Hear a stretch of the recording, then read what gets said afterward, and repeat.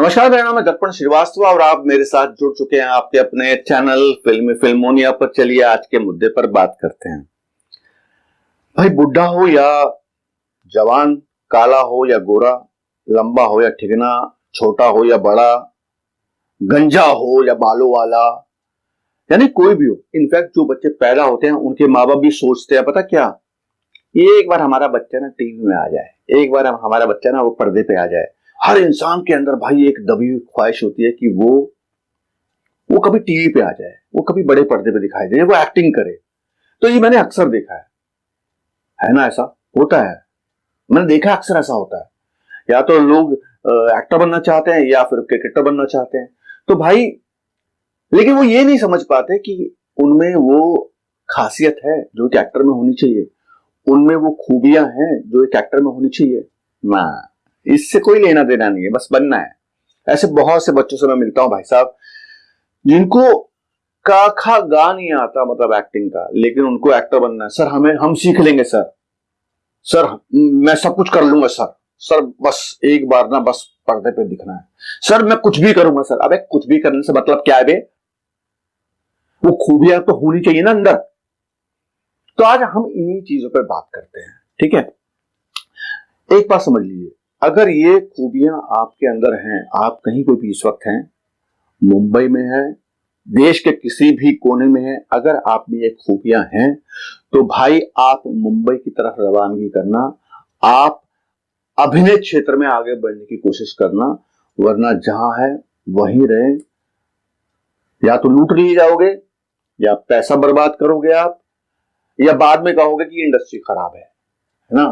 तो ये बात समझना है, ये खूबियां आप में होना बहुत जरूरी है। चलिए शुरू करें। अब एक काम करिए, मेरे जो वीडियोस हैं, ऑफ कोर्स बहुत सारे वीडियोस हैं, तो मेरे वीडियोस की जो मेरा चैनल है उसकी प्लेलिस्ट में जाइए, उसमें बहुत सारी स्क्रिप्ट पड़ी हैं। जो लेटेस्ट स्क्रिप्ट है जो शाह और साहब पे बनी थी वो आप एक उठा लें, ठीक है, उस पे आप वीडियो बनाएं, ठीक है, और खुद एनालाइज करें, खुद ये समझिए कि आपको वो लाइनें याद हो रही हैं कि नहीं हो रही हैं।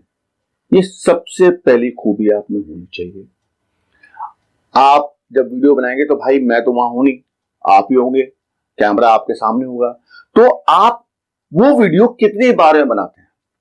देखो भाई रिटेक का जमाना है, हम भी कई बार रिटेक देते हैं, तो अपने आप को ये देखिए कि आपने कितने रिटेक लिए हैं, 1 2 3। अगर आप 3 से ज्यादा टाइम लगा रहे हैं, अब आप अपने डायलॉग्स भूल रहे हैं, आपको लाइनें याद नहीं हो रही, तो समझ लो मामला गड़बड़ है। और अगर याद हो रही है तो भाई साहब एकदम मामला फिट है। तो सबसे पहली खूबी ये होनी चाहिए। अब आते हैं हम दूसरी खूबी पे।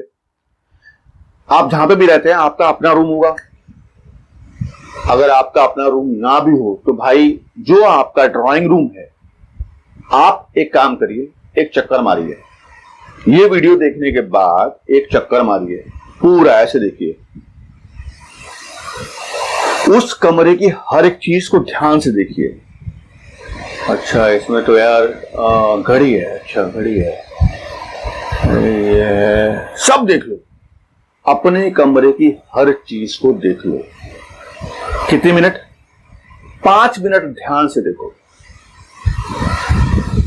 5 मिनट बहुत होते हैं भाई साहब। पूरा कमरा अपनी आंखों से स्कैन कर लो, ठीक है। अब आप उस रूम से बाहर जाओ, कॉपी पेंसिल उठाओ और लिखना शुरू करो कि भाई आपने उस कमरे में क्या क्या देखा। सारी चीजें लिखो। जब सब आप लिख लो और अंदर जाओ वापस उस कमरे में और टिक करो कि भाई साहब वो चीजें हैं, कोई ऐसी चीज छूटी तो नहीं है जो आपने ध्यान ही ना दिया हो और वो चीज वहां रह गई हो। अगर आप 4 चीजों को भूलते हो या 5 चीजों को भूलते हो तो मामला गड़बड़ है। अगर आप 1 या 2 चीजों को भूलते हो तो समझ लो मामला फिट है।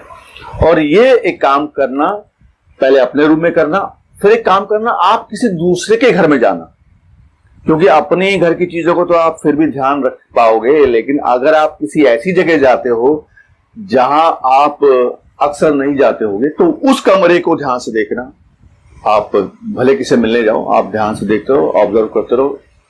ऑब्जर्वेशन आ गया ना मामला ऑब्जर्वेशन का, तो हमने पहले भी समझा इस बात को कि आपकी, अगर आप एक्टिंग के क्षेत्र में आना चाहते हैं तो आपकी ऑब्जर्वेशन अच्छी होनी चाहिए।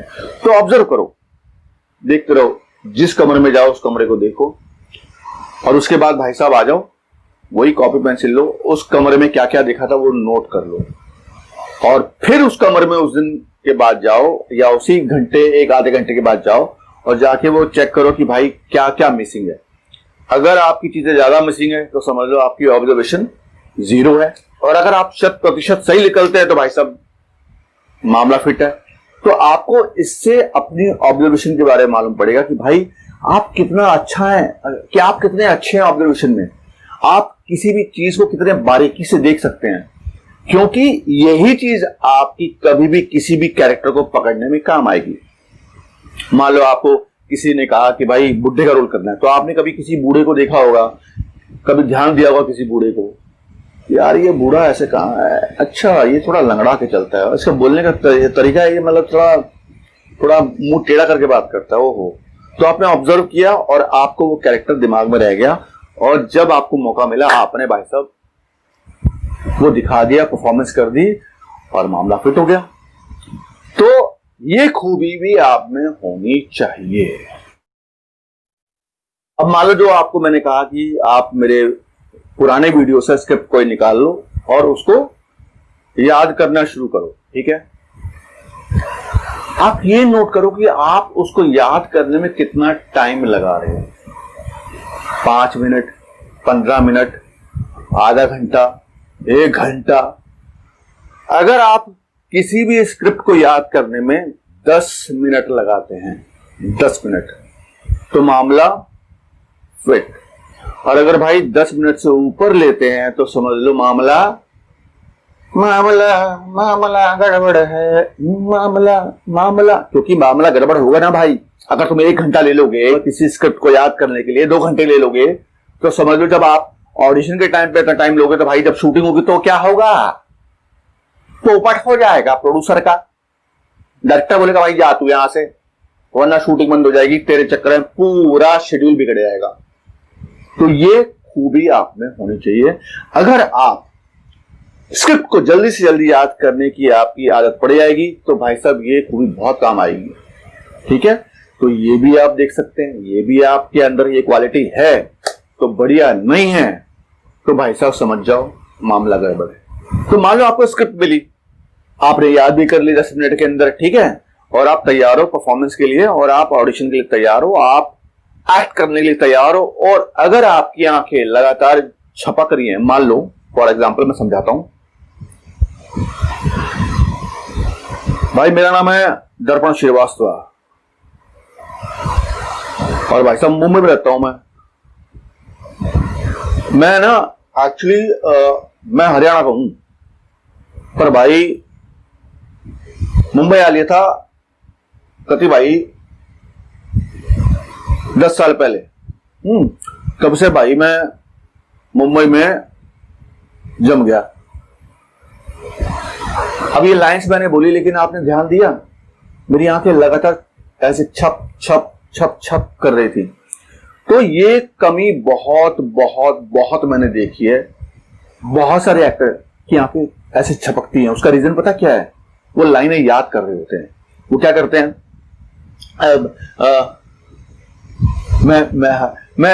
मैं शाम